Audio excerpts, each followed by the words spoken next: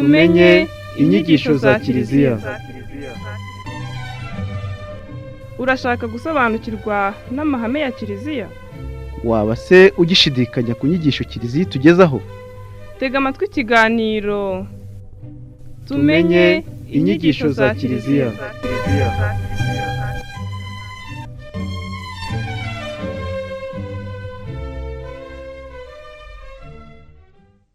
Kristo Yezu akuzwe.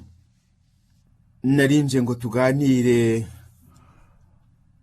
ku bubabare bwa Bikira Mariya. Kiliziya izirikana, ndavuga abakristo bose, by'umwihariko muri uku kwezi kwa cyenda.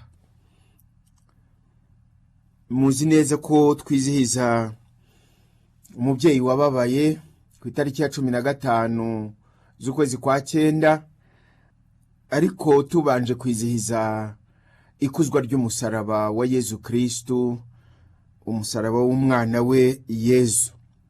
Maze muri uku kwezi kwa cyenda tukazirikana by'umwihariko ububabare bwa Bikira Mariya budufasha kumva no gukunda ububabare bwa Yezu Kristo dukesha umukiro.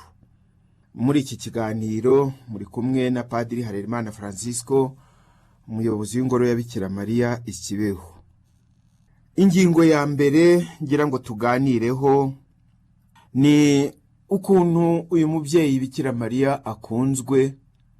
Tumukunze ariko kubera ko adukunda kandi kubera ko twanamuhawe, akaba ari umubyeyi utwitayeho, akaba ari umubyeyi wita ku nshingano ze, ari nacyo yanagaragaje azi Kibeho kugira ngo ahabwirire isi yose, atuburira ngo tutagwa mu rwobo. Ukwezi kwa cyenda rero kwaje gute? Kugira ngo twizihize ububabare, tubuzirikane by'umwihariko, ariko atari ukusenga ububabare, ntabwo turamye ububabare ubwabwo, ahubwo ububabare muzi neza ko atari yo ntego, ahubwo umukiro wa bene muntu ni cyo kigamijwe. Ari ububabare tunyuramo ni ukugira ngo tugere ku ihirwe ryo mu ijuru. Ntawe ugera ku butaka butagatifu ataciye mu butayu, ntawe ugera ku byiza atabiruhiye, ntawe ugera ku butagatifu ataburuhiye. Umubyeyi Bikira Mariya ni umubyeyi dukunda, kandi uwamudukundishije ni urukundo rwigize umuntu, ni Yezu Kristo wamuduhaye abambye ku musaraba. Ati, mugore dore umwana wawe, na wa mwigishwa araduhagarariye ati dore nyoko. Buri kwezi rero mu mwaka Kiliziya ihimbaza umubyeyi Bikira Mariya ku buryo bunyuranye, guhera mu kwezi kwa mbere kugera mu kwa 12. Dufashe ingero zimwe na zimwe, ku itariki ya mbere z'ukwa mbere Bikira Mariya umubyeyi w'Imana, iya kabiri z'ukwa kabiri Yezu aturwa muri hekaru, ubwo urumva Bikira Mariya na Yosefu bari kumwe. 11 z'ukwa kabiri umubyeyi Bikira Mariya wabonekeye i Lourdes, kaba n'umunsi mukuru mpuzamahanga wo gusabira abarwayi. Umubyeyi Bikira Mariya tukaba mutura kuri 25 z'ukwa gatatu Bikira Mariya amenyeshwa ko azabyara umwana Yezu. 13 z'ukwa gatanu mwamikazi wa Fatima. 31 z'ukwa gatanu Bikira Mariya ajya gusuhuza Elizabeti. Buri wa gatandatu twizihiza, iyo hatari iminsi mikuru ikomeye, umubyeyi Bikira Mariya. Mu kwa 7, mu kwa 8, mu kwa 9, mu kwa 10 tugenda rero tugira iminsi mikuru ya Bikira Mariya. Ariko Kibeho yo irihariye. Kibeho ifite umwihariko, twiherewe iminsi mikuru ikomeye 2, ariko hanagombye no kugerekwaho umunsi mukuru ukomeye w'umubyeyi wababaye cyane, ari nawe witiriwe ingoro ya Bikira Mariya i Kibeho. Iyo tuvuze ingoro ya Bikira Mariya ntabwo tuvuga iriya shapeli gusa, ahubwo dushyiramo ifasi yose. Ntabwo ari inyubako, ahubwo ni ahantu.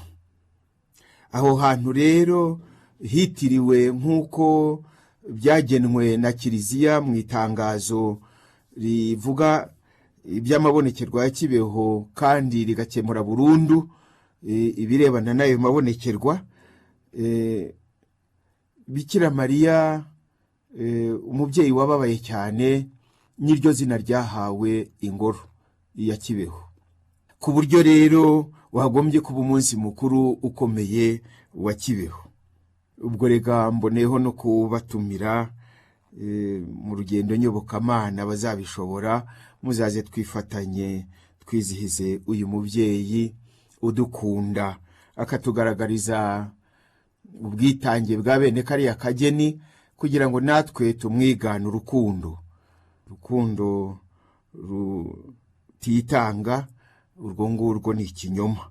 Urukundo icyo ruzwiho ni ubwitange, ndetse n'iyo byanaba ngombwa rukizimiza. Kubera iki? Kugira ngo abandi babeho. Kwitanga kugira ngo abandi babeho, turabigarukaho mu kanya. Umunsi mukuru rero wo kuri 15 z'ukwa 9 ni muri uku kwezi turimo, byumweru 2 hari, oya nabyo ntibigezeho neza. Twitegure rero, ariko by'umwihariko twumve ko uku kwezi kwa 9 tugomba kuzirikana ku buryo budasanzwe ububabare bwa Bikira Mariya, tubwigane kugira ngo duhongerere ibyaha byacu, duhongerera n'iby'isi yose. Erega ubwo nibwo buryo bwo kwigana Yezu Kristu, wifuje yuko umwigishwa we ushaka kumukurikira yaheka umusaraba we, ariko abanje kwiyibagirwa. Iyo tutabanje kwiyibagirwa, duheka umusaraba nk'ibindi biti byose, ukagitura aho ngaho ntikikwerera imbuto. Ariko iyo wiyibagiwe, uwo musaraba uwusanisha n'uwa Yezu Kristu, ukerera imbuto wowe ubwawe na kiliziya yose. Yaduhaye umunsi mukuru wa nyina wa Jambo kuri 28 z'ukwa 11 buri mwaka, ariko tukaba dufite n'umunsi mukuru ukomeye nanone kuri 15 z'ukwa 8. Ni umunsi dusangiye n'abandi bose, mubyeyi Bikira Mariya ajyanwa mu ijuru, cy'ikimenyetso cy'amizero mahire twaremewe kuzajya mu ijuru. Niho twese tuzishima iteka nk'uko tujya tubiririmba. Uriya munsi rero umubyeyi Bikira Mariya yajeho arira, maze abana be bakumva ko uwo munsi ugomba guhabwa agaciro by'umwihariko, tutabitegetswe ariko bikikora.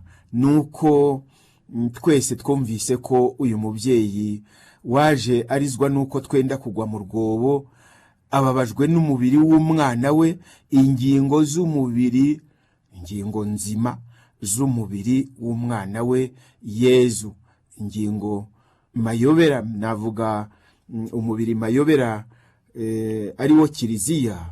Twese tubereye ingingo nzima, yatureba akabona twenda kugwa mu rwobo, agahinda kakamwegura, maze ntatinye no kwereka abana akunda amarira ye.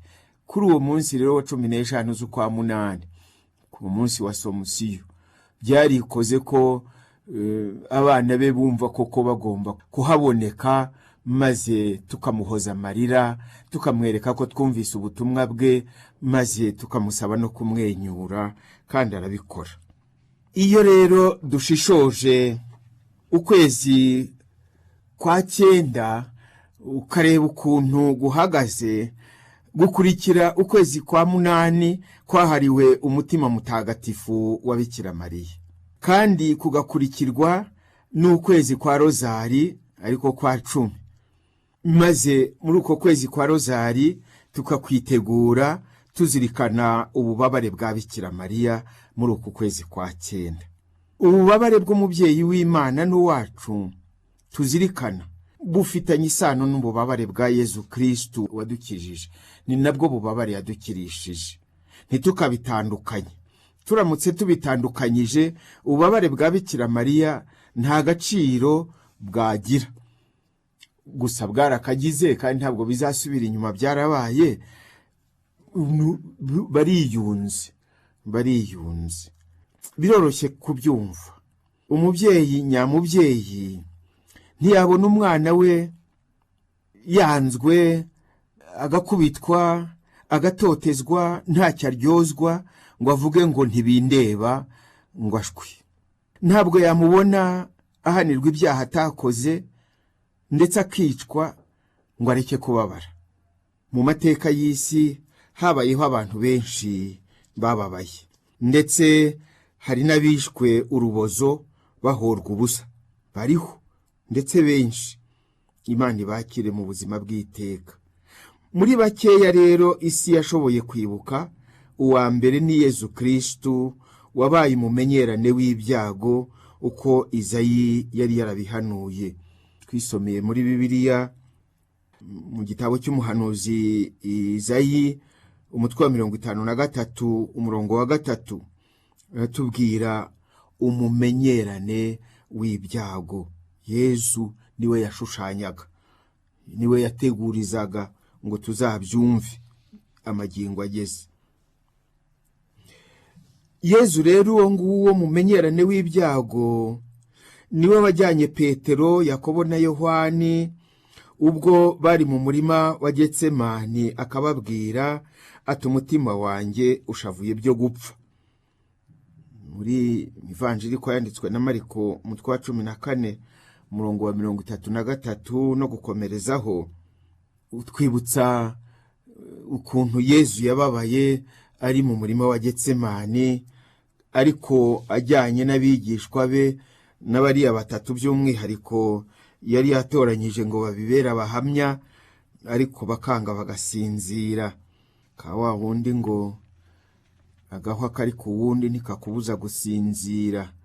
Ubu noneho rero agahwa kari ku wundi mu gikirisitu cyacu nikakubuze gusinzira. Wumve ko umubabaro wundi nawe ukugiraho ingaruka, urupfu rw'undi nawe rukugiraho ingaruka. Ntiwavuga ngo umubabaro w'umwana w'umuntu yaba hano mu Rwanda haba mu mahanga ngo uvuge ngo ntibindeba. Birakureba kuko mu bumuntu dufite aho duhuriye, nawe ufite uko ubabayeho gato. Wenda niba bitakugezeho ku mubiri, ariko hari uko ubumuntu bugize icyo bubabaraho kandi nawe uburimo. Twese rero turi magirirane, dusananirane bamwe n'abandi. Tugarutse rero ku Ivanjiri, aho Yezu umumenyerane w'ibyago twebwe dushobora kumutererana twibwira ngo biramureba. Yaje kwifatanya natwe kandi turi ingingo z'umubiri we. Ubu ngubu noneho ntabwo wavuga ngo biramureba wenyine, kandi icyamugenzaga nawe nikiguharanye. Ni umukiro w'abandi, ni umukiro w'abantu bose. Tubyumve neza, ikigamijwe ntabwo ari umubabaro, ni umukiro wa bene muntu bose.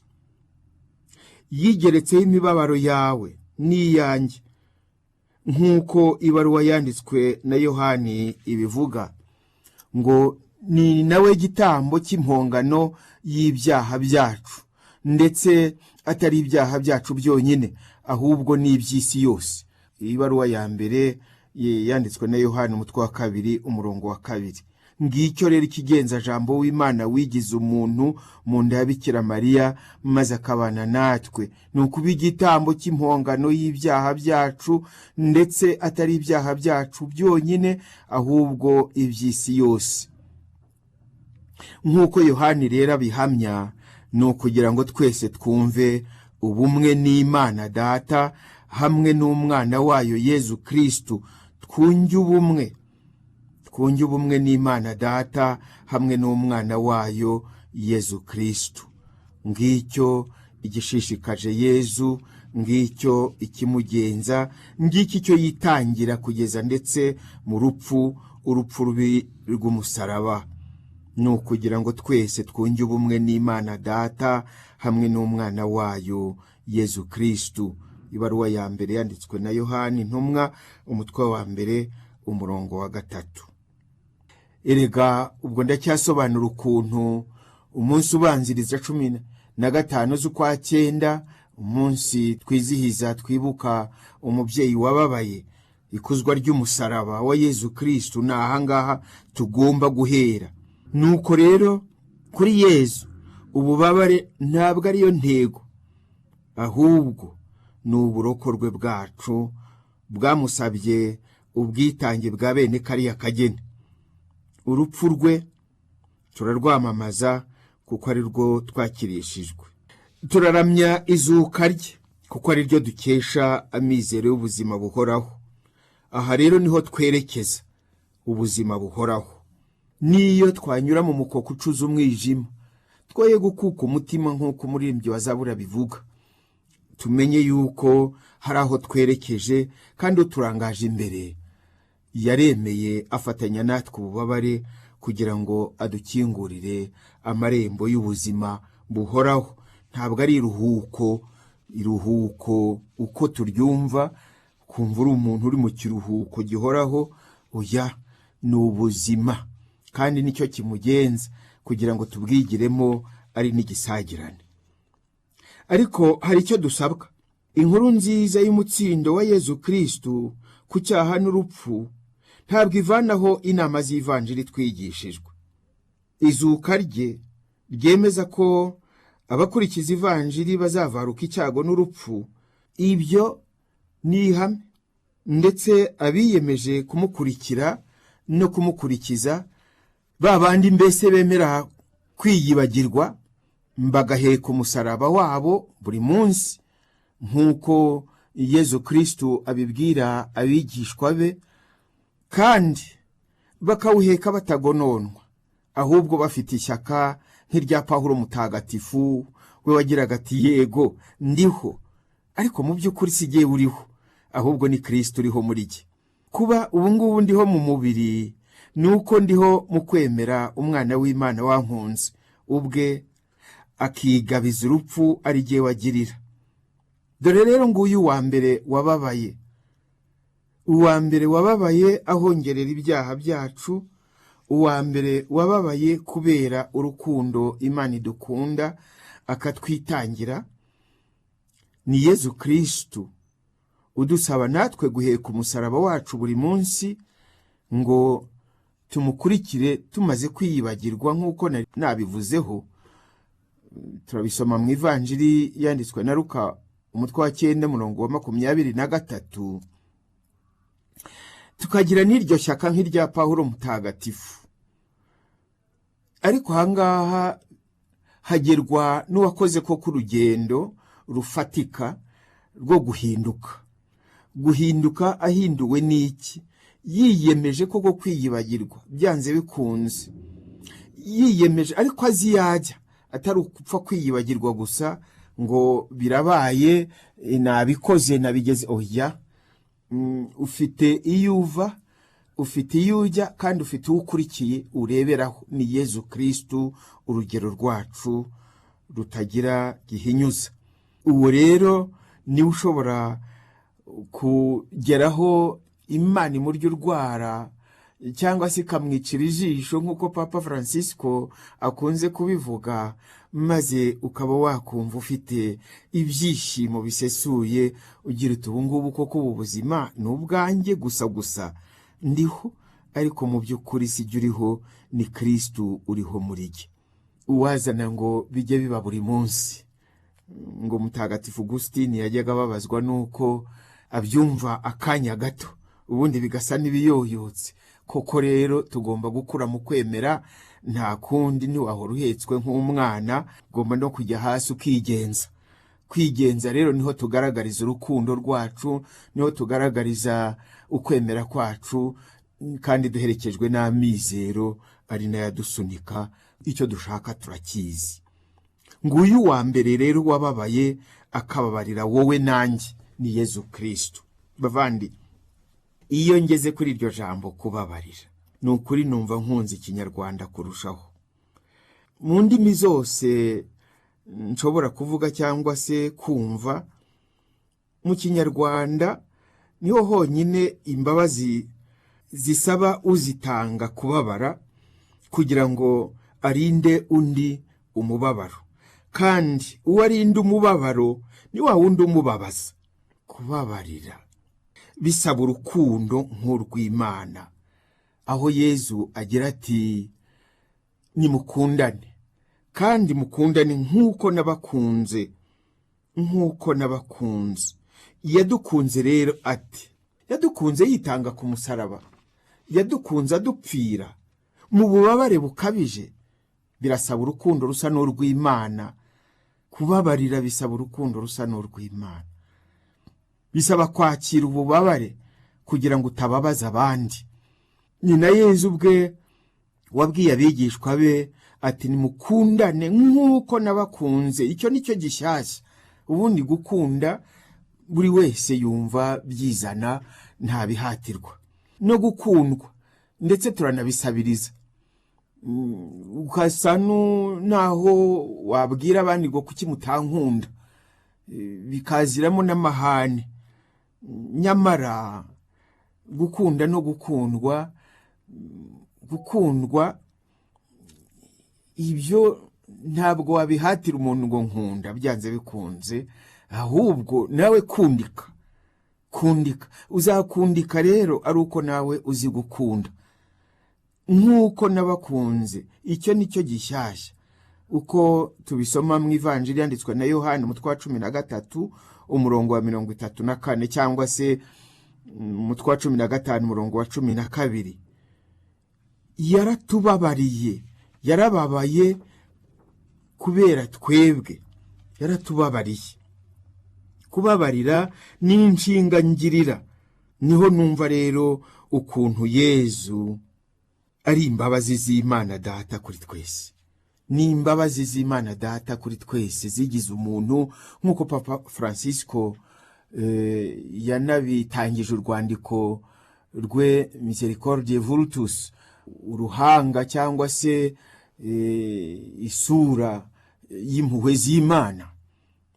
Iyo sura y'impuhwe z'Imana nta yindi ni Yezu Kristu. Nguwo rero uwababaye cyane, ababarira twebwe abanyabyaha, wowe nanjye tutari tubikwiriye, ariko kuko adukunda.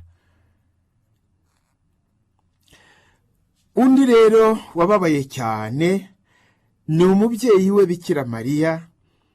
Ntabwo natinze kuri ubu bubabare bwa Yezu ari ukugira ngo mwibagize, kandi ariyo nsanganyamatsiko y'ikiganiro cyacu, ahubwo nagira ngo numvishe by'umwihariko ububabare bwadukijije, buha ububabare bw'umukristo wari we wese icyanga, iyo koko ari ububabare bugezwe ku bwa Yezu Kristo. Bushobora guhongerera ibyaha bye n'iby'abandi, maze uwabishoboye kuturusha twese yigana Yezu Kristo ni umubyeyi we Bikira Mariya. Yababajwe cyane n'umwana we Yezu watotejwe kugeza n'ubwo yicwa ntacyo azira. Yifatanyije nawe ku buryo budasanzwe pe, nka nyina. Abasokuruza bacu babiciyemo umugani ngo umubabaro w'umwana umenywa na nyina. Nta kuntu rero nka nyina atari kwifatanya n'umwana we mu bubabare, ndetse agasa n'ubambanywe nawe, agasa n'ukubitanwa nawe. Mu mutima we inkota ikamwahuranya, nk'uko Simewoni yabimuhanuriye. Umubyeyi ubabarana n'umwana we, arababazwa n'umwana we, arababarana n'umwana we. Umubabaro w'umwana umenywa na nyina. Ikindi, barababaranye nk'umwigishwa mwiza, nka nyina, ariko kandi nk'umwigishwa mwiza, nk'uko Yezu yabisabye abigishwa be. Nakomeje kubigarukaho, hariya ni ingenzi, dukunze kubisimbuka, dore ko guheka umusaraba ntawuhitamo ububabare twese tuba twishakira uburyohe, twese twishakira ibyiza, ibibi bikaba byatugwirira, ariko kubihitamwo kubera impamvu yo kwitagatifuza, ukabihitamo kubera urukundo ufitiye undi kugira ngo wifatanye nawe mu bubabare, maze muri ubwo bubabare bwawe umutakambire, umutabare ndetse umuvane mu bibi. Ibyo kubihitamwo ni ukwigana Yezu Kristu ubanje ubwawe kwiyibagirwa, maze koko umusaraba wa buri munsi ukawuheka. Ibibazo byawe bya buri munsi Bikira Mariya iyo abivuga atubwira kwakira ububabare. Ntabwo ugomba kujya kubushakashaka irwahanda, byose tugenda duhura nabyo. Ntabwo wakora urugendo uva iwawe ugiye ahantu ngo ureke gutanga igihe cyawe, ureke gukora mu mufuka ugura tike, ngo ureke cyangwa se kugenda n'amaguru biricyuya. Ibyo byose byanze bikunze hari icyo bidusaba kwigomwa. Ari ku mubiri, ari mu kigega, ari byose biba dusaba ubwitange bugaragaza urukundo. Burya ibyo dutanga ni ikimenyetso kigaragaza umutima wifatanyije n'abandi mu bubabare cyangwa se mu byishimo byabo. Aha rero niba hari ushaka kunkurikira niyibagirwe koko, nk'uko Yezu yabisabye. Rero Bikira Mariya yubahirije ubwo busabe kurusha abandi bose. Marayika Gaburiyeli akimara kumwumvisha ko Imana ishaka kumwifashisha mu mugambi wayo wo gukiza abantu, mu kwemera gukomeye no mu rukundo rwinshi rukwiye Imana koko, yahise yiyemeza kuba umuja wa Nyagasani. Aranabitangaza agira ati, dore ndi umuja wa Nyagasani, ibyo uvuze byose bingirirweho. Reka dufate akaruhuko gatoya, noneho tugaruke kuri iyi ngingo yacu twitonze.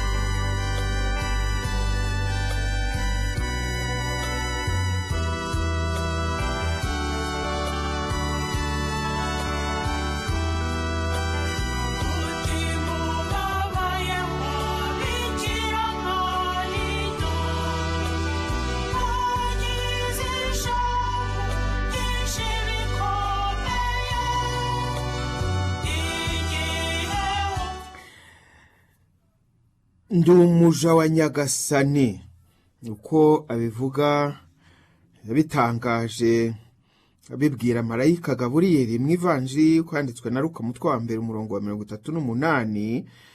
Umuja wa Nyagasani, urebye ubwe rwose yiyemeje kuba wamuja wabyihitiyemo. Rero nako umucakara nta waba yibeshye, kuko umucakara wabyihitiyemwo.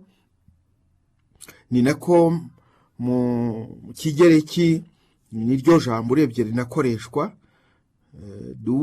duros ni umucakara, ariko wa wundi ubyihitiyemo ntabwo abigizwe n'amaburakindi, oya, ni ukubera ukwemera kwe afitiye Imana, ni ukubera urukundo yishyura Imana, ni ukubera urukundo dufitiye twese, maze yiyemeza kuba igikoresho mu biganza by'Imana, azi yuko Imana ari nziza, ikidushakira ari cyiza, ikizamukoresha ntabizi neza ko ntashobora kubyumva, ariko Imana ikishaka cyose ni cyiza, icyo Imana itubwira cyose ni cyiza, icyo Imana idukorera cyose ni cyiza. Ni nayo mpamvu nawe ubwe yibwiriraga mu bukwe bw'i Kana i Galileya, mu bukwe bw'ubuzima, aho abona bwenda gukonja, akabwira umwana we Yezu ati dore nta divayi bagifite, maze akagenda abwira, ntiriwe anategereza igisubizo, ajya kubwira abahereza ati icyo ababwira cyose mu kwemera mwakire, icyo avuga cyose kirarema, icyo akoze cyose kirafasha, gitanga ubuzima, kimurikira intambwe zacu byose. Mu kwemera kwe rero nawe yiyemeje koko kuba wa mucakara wishyize mu biganza by'Imana, maze ngo icyo Imana ishaka cyose gikorwe, kandi icyo ishaka cyose ni cyiza. Nguko uko yitangiye rero umugambi w'Imana wo gukiza abantu, maze yakira umucunguzi wacu mu buryo bwihariye. Nta wundi mugore byabayeho mbere ye, na nyuma ye ntawe bizabaho ko abyara jambo uhoraho w'Imana. Haba ngo hari bamwe hari mu Bayahudi bakibitegereje. Yigize umuntu mu nda ye, maze avuka ari umucunguzi w'abantu. Abacunguzi rero ntabwo ari babiri, ni umwe gusa, ni Yezu Kristo, ugenzwa no kugira ngo tugire ubuzima kandi busendereye. Koko rero bavandimwe, iyo abakurambere bacu mu kwemera bavuga Bikira Mariya, bamugereranya na Eva, bakundaga kumugereranya na Eva, vuga le père de l'église. Nka Efuremu mutagatifu aragira ati, ari Eva ari Mariya, bombi mu ntangiriro barabaziranenge, ariko nyuma Eva yabaye impamvu y'urupfu, cause de la mort. Mariya we aba impamvu y'ubuzima, cause de la vie. Kuba impamvu y'ubuzima nuko yemereye ubuzima kumutahamo, maze akabuha umutima n'umubiri we, nuko bukadusanga bumunyuzeho, arabwakira, arabusigasira.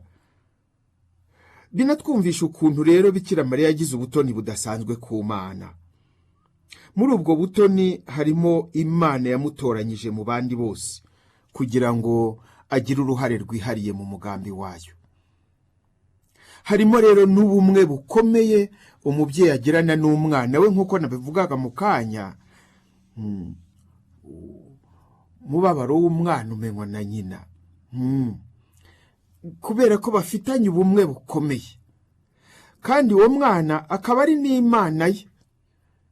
Aha rero niho hari mu butoni bukomeye cyane. Hari umuhanzi w'umusizi umufaransakazi mu binyajana nka 2 bishize, mu 1883, wazana iyi nganzo bakayigarukaho, bari abavandimwe batangiye kwibagirwa ko ari imfura za Kiliziya. Maze mu gisigo yise igihozo cy'umubyeyi w'Imana, ni amagambo rero ashyira mu kanwa mu munwa wa Bikira Mariya, uhoza umwana we nk'uko umubyeyi nyina abigenzereza umwana we. ibyo biba mu mico hose. Ndafatamwo agace mpinduye mu kinyarwanda cyanjye ngenekereje. Aragira ati, mana yanjye wowe usinziriye mu maboko yanjye, mwana wanjye unsusurukije umutima utera, ndakuramiriza mu biganza byanjye nishimiye igitangaza wankoreye mana yanjye, mana yanjye kandi mwana wanjye. Ubwo ni ubumwe bukomeye umubyeyi Bikira Mariya afitanye na Yezu Kristu, ni ubutoni bukomeye afitanye n'Imana. Nongere mbisubiremo, uwazana ngo abahanzi b'iki gisekuru basibura iyo nganzo idakama y'umubano w'Imana n'abayo.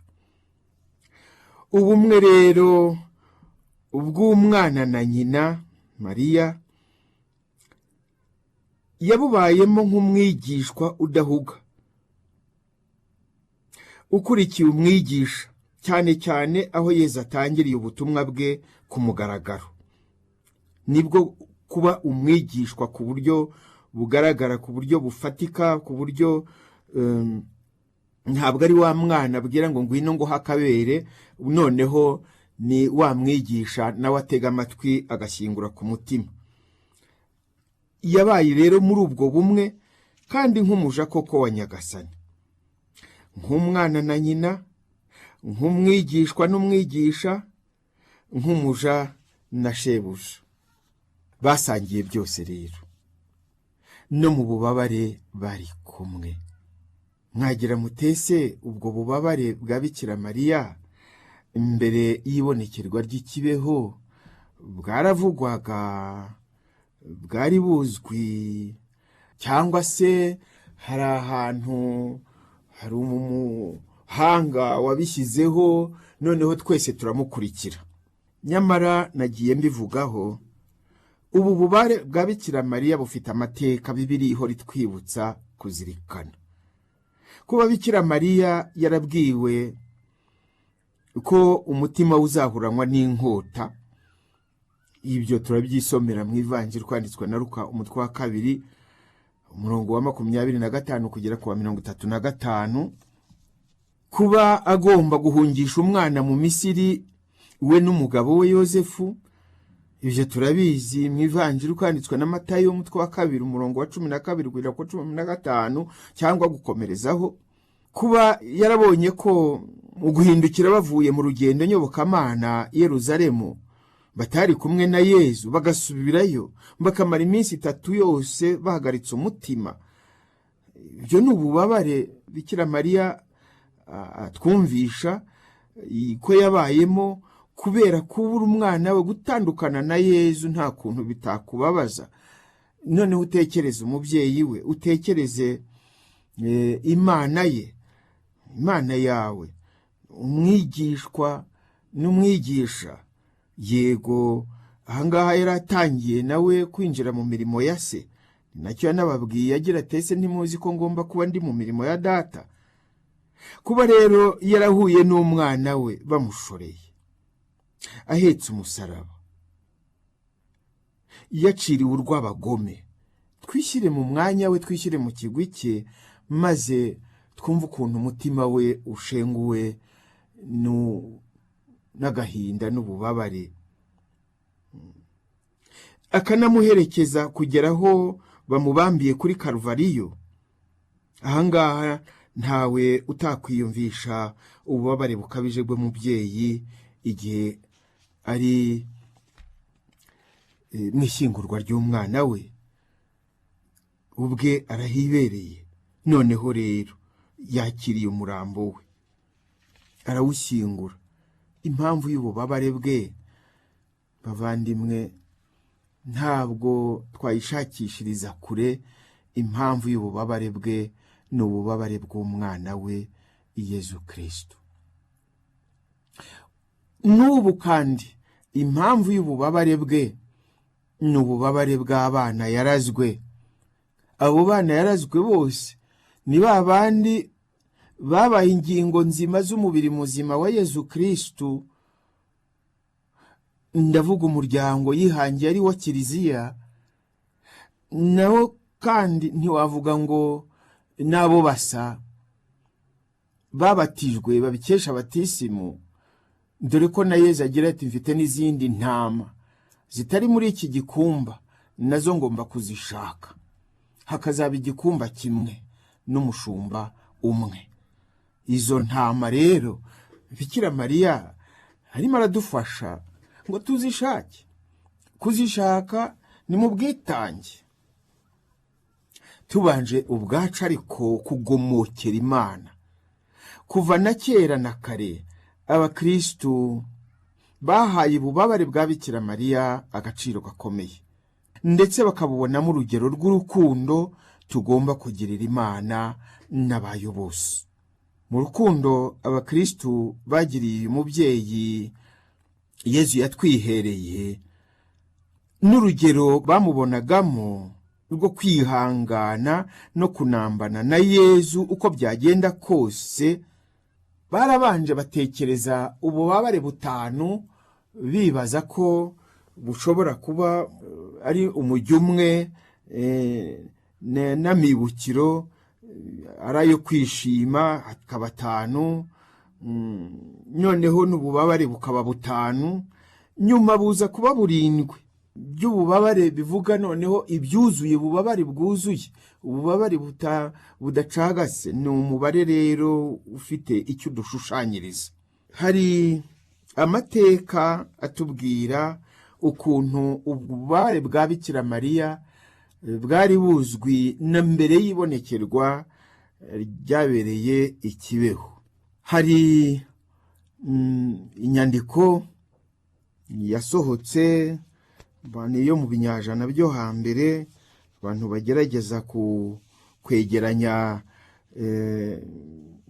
ngo batubwire mbese amateka y'ukuntu kwiyambaza Bikira Mariya umubyeyi wababaye, ngo tumwigireho natwe ukuntu twafasha Yezu n'umubyeyi we Bikira Mariya guhongerera ibyaha by'isi.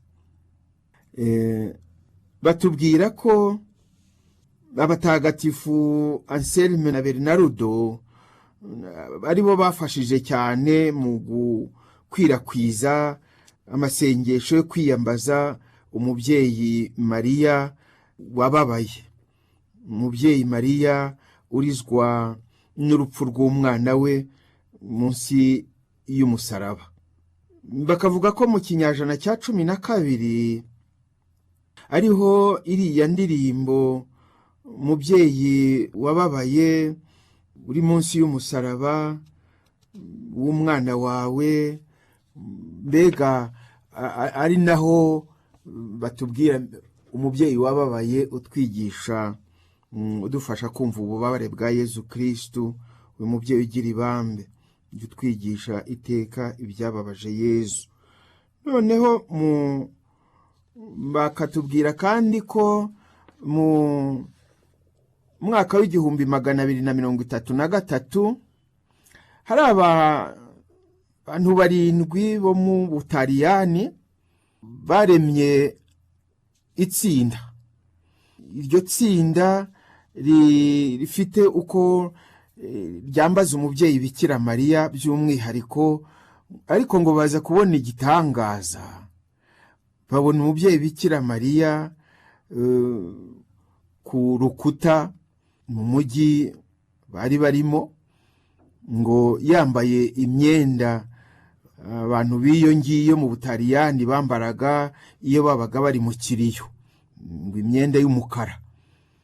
Noneho rero abo basore uko bakabaye baza kumva ko ntabwo ari ibonekerwa, ariko ibyo babonye ni umubyeyi ubabara kubera ko imiryango yangana. Aho ngaho baravuga mu gihugu cy'Ubutaliyani mu mujyi wa Firenze. Ubwo turi mu mwaka w'1233. Noneho nabo ubwabo biyemeza kwambara imyenda y'ikiriyo. None intwaro bari mu barwanyi, intwaro zifasha hasi, noneho ahubwo bashaka ahantu bigira kugira ngo bajye basenga kandi bibabaze, bahongerera ibyaha by'isi cyane cyane by'iyo miryango yagiye yitandukanya kubera inzangano z'amashyari. Nibwo rero baremye umuryango w'abana ba Mariya umubyeyi wababaye, ari nabo biyise nyuma abaserivite, abafurere b'abaserivite. Abo baserivite rero bakomeje gukwirakwiza amasengesho n'uburyo bunyuranye bwo kwiyambaza umubyeyi wababaye cyane. Biza gukura kugeza ubwo Kiliziya ibyakiriye, ariko nk'uko ndetse twanabibwiwe mu itangazwa ry'icyemezo cya burundu, iki cyemezo gikemura burundu iby'amabonekerwa ya Kibeho, byaje gusa n'ibyibagiranye mu kinyajana cya 16, nuko noneho Bikira Mariya ikibeho aza kubitwiyibukiriza. Aha rero batubwira amateka, bavuga ko mama Kamugisha, umukuru w'umuryango wa bene Bikira, yasanze hakiri udusigisigi mu Bubiligi bwo yajyagayo, sanga hakiri udusigisigi tw'iryo sengesho, noneho aza arizaniye n'umuryango.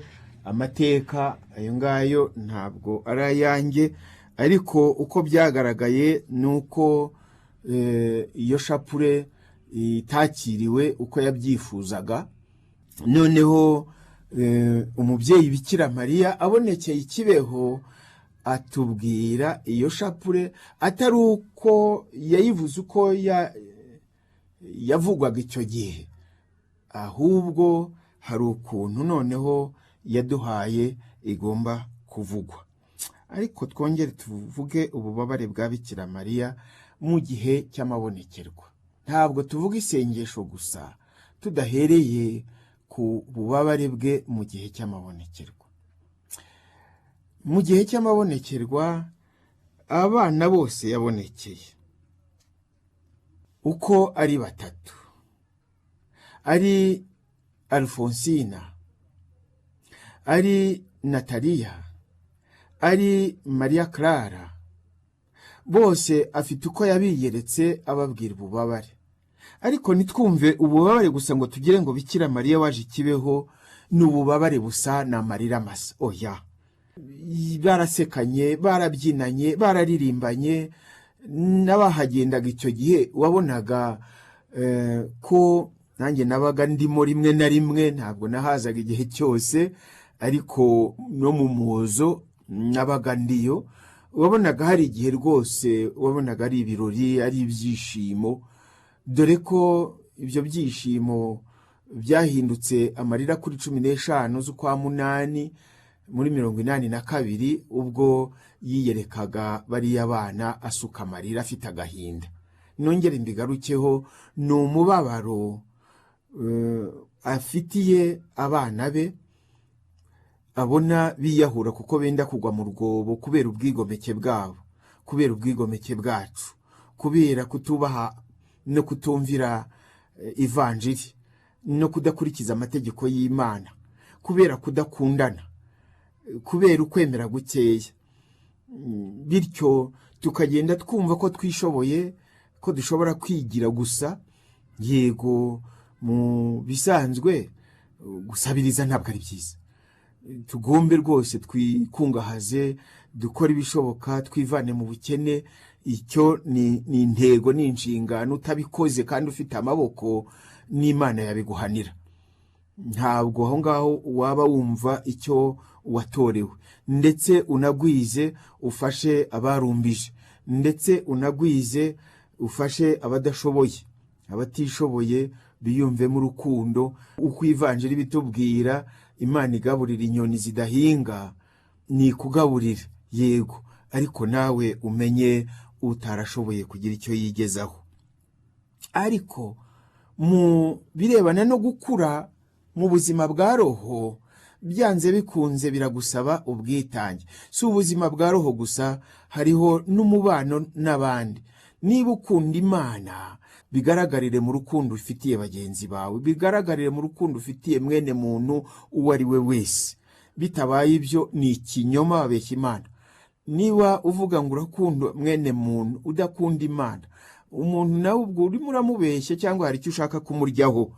Byanze bikunze twumva ububabare icyo bugamije ntabwo ari ukudupyinagaza, ahubwo akawa mugani w'umunyarwanda ngo cyago ntugahore kandi ntugahere. Bitwigishe kunamba, bitwigishe gukura, bitwigishe gushishoza no gukerebuka. Bikira Mariya rero yagaragaje ububabare, abugaragariza abana be. Uwo mubabaro afite ni ukubera wowe, ni ukubera jyewe. Ntabwo yifuza ko umwana we yatikirira ikuzimu. Arashaka rero ko twagira ubwitange. Umwana wa Mariya ntatana n'imibabaro. Koko rero uwo mwana wa Mariya ninde? Umwana Mariya wa mbere ni Yezu. Twamuvuzeho, twabiganireho, ngo nta bubiheza, tuzanabigaruka inshuro nyinshi. Uwo mwana wa Mariya ni Yezu Kristo. Muri we rero, muri Yezu, twese twabaye abana b'Imana, kandi Bikira Mariya ni umubyeyi wacu twarazwe. Adufitiye urukundo rudasanzwe. Uwo mwana wa Mariya ntabwo rero yatana n'imibabaro kubera ko ikimugenza ari ugutanga ubuzima bwe kugira ngo abe incungu ya benshi. Naba incungu ya benshi, uwamukurikiye wese rero nawe niyiyemeze gutera ikirenge mu cye. Ntabwo ari ukwiyahura, ahubwo ni ukwakira ubuzima Imana iduhaye. Ni kurebera urugero kuri Bikira Mariya kugira ngo ubuzima bwacu bubemwo ibyishimo koko bisendereye, bitari bya bindi bya nyirarureshwa, ngo umuntu yanyoye akadivayi gahagije, ngo umuntu yariye ibiryo biryoshye, ibyo gusa. Kurya no kuryama no kwambara, ibyo tubisangiye n'inyamaswa. Ariko hari icyo ugomba kugera, hari aho ugomba kugera, hari icyo ugomba kugeraho. Ibyo wigezaho byose byanze bikunze, byose bigombe bigukingurira amarembo y'ubuzima bw'iteka. Ntabwo rero wagera mu buzima bw'iteka udakurikiye Yezu Kristo, waciye muri iriya nzira igoye, ngo wifatanye nawe, maze uwo musaraba yadukirishije nawe ukwerere imbuto z'ubuzima, kandi ubuzima busendereye kuri ubu no mu buzima bw'iteka nyine.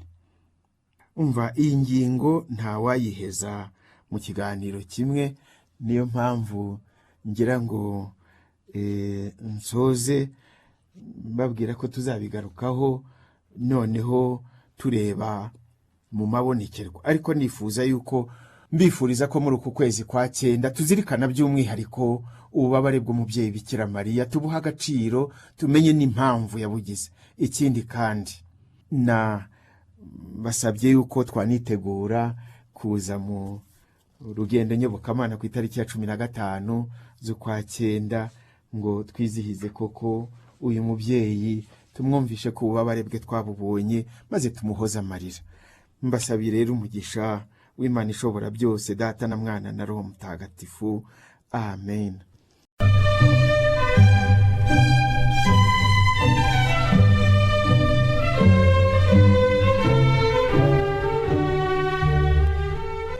Tumenye inyigisho za Kiliziya.